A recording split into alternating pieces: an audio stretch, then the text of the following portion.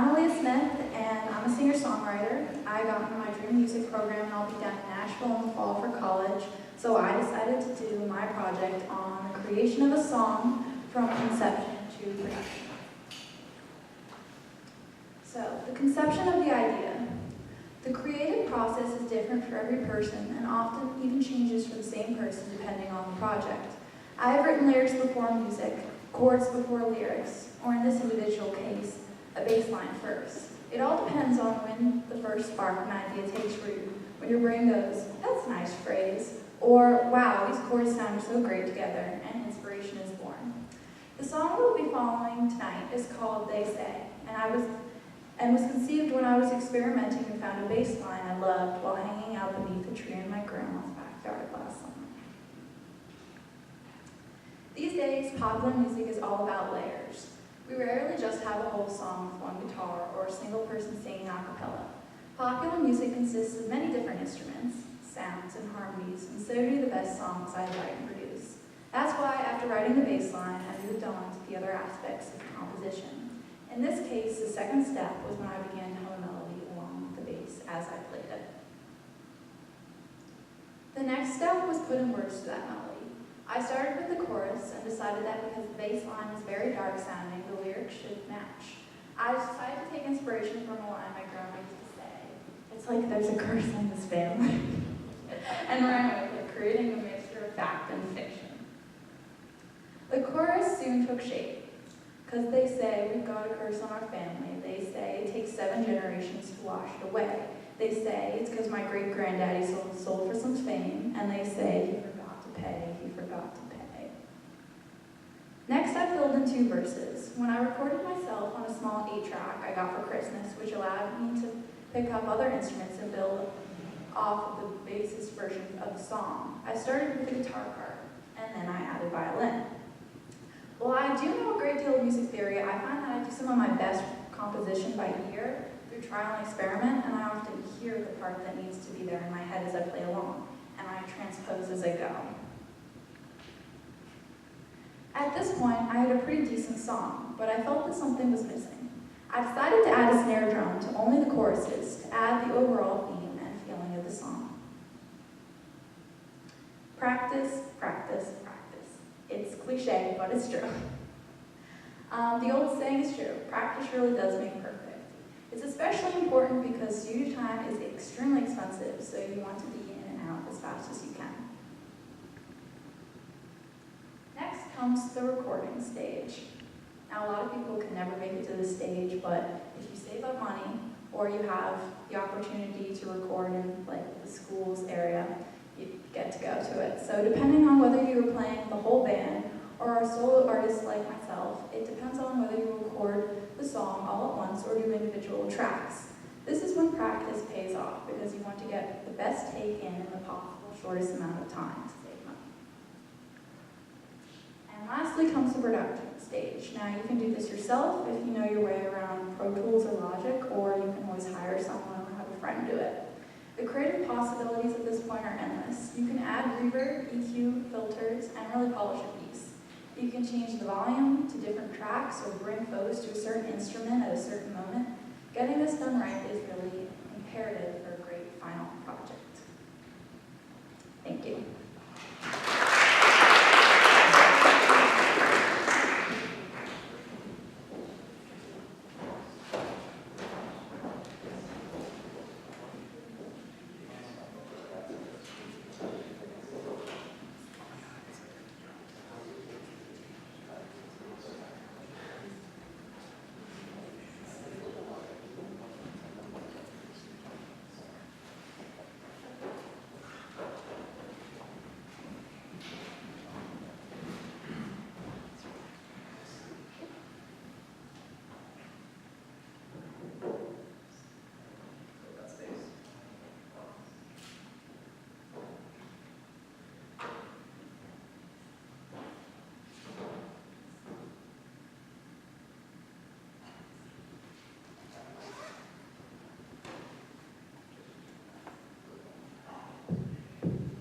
No, that should be fine. Okay. Let's see. All right, so about music, as you can see. Now, like many forms of art, music takes its roots in the furthest reaches of human history, or rather, prehistory. Humans are social creatures, they always have been, and we've used music as a medium to socialize for thousands of years.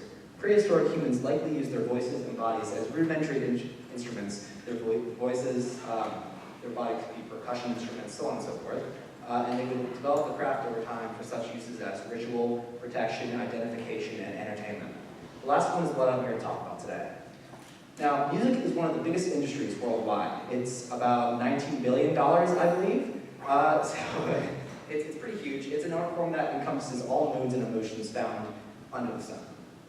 If you were to give my library a shuffle, you could easily go from something by the Jackson 5 to Faithfully by Journey to some indie song that I bet no one's ever heard of before. And what I play always depends on what mood I'm in, or the mood I want to be in, or say the mood I want to create if I'm in a social situation with friends. So maybe you would listen to slow songs if you're feeling sad, or you listen to an upbeat pop song, like Chris, if you were feeling like you're on cloud nine. But why exactly is that? What is it about music that changes your emotions, and why do some people respond differently to others? So there's a lot of theories about this, and some of it's not quite known. But one person has proposed that it's because music has inherently human qualities to it. So it's something that we create a connection with when we hear it, right? So like we listen to it, we hear people singing about things we recognize. So take this song, for example.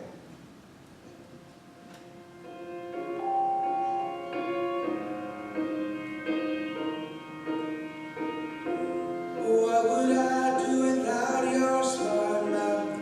Drawing me in and you kicking me out. You got my head spinning, no kidding, I can't pin you down. Right, so if you hear the artist singing slowly with those minor chords, and they're talking about their love for somebody, it's something that we recognize either from hearing about or experiencing ourselves, so we create that personal connection, and it's what allows our brains to make us feel the correct emotion associated with it.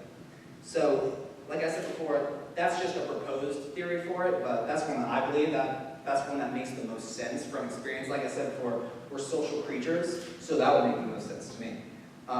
Other research has found that intense and/or pleasurable responses to music is correlated with areas of the brain responsible for emotion and reward, the ones that release dopamine. Now, dopamine is a neurotransmitter that is responsible for regulating emotions, learning, thinking, and movement. The fact that dopamine regulates your emotions, not just makes you happier, could be an explanation for why people will listen to sad music when they're sad, or research has found that listening to sad music when you're sad, or listening to it if you are clinically depressed, will actually make you feel better. It can help your symptoms and so on. So other research suggests that due to the dopamine music releases, it can have many other uses besides just entertainment or mood boosting, such as improved memory, cognitive performance, decreased stress, and increased motivation. Now, emotion is just part of the full effect that music can have on a person. So think about a hit pop song. What elements do you guys think it contains? Anyone? Chorus, all right. Oh, okay. What about the melodies? How do they sound? They're upbeat. Upbeat? Yeah, so like all those things. They might have some inspiring lyrics, the major chords, a good steady beat, right? So like some things you might want to do is, bop your head, tap your foot, if you're in the right situation with your friends, you might want to just break into a dance kind of thing. So movement and music go hand in hand, and it's gone back hand in hand as far back as music's origins, like that. People would use it in ritualistic dance, parades, all those things. These desires to move along with music are actually related to that dopamine response that I described earlier. So dopamine regulates movement, a sudden rush of that could give you the desire to move.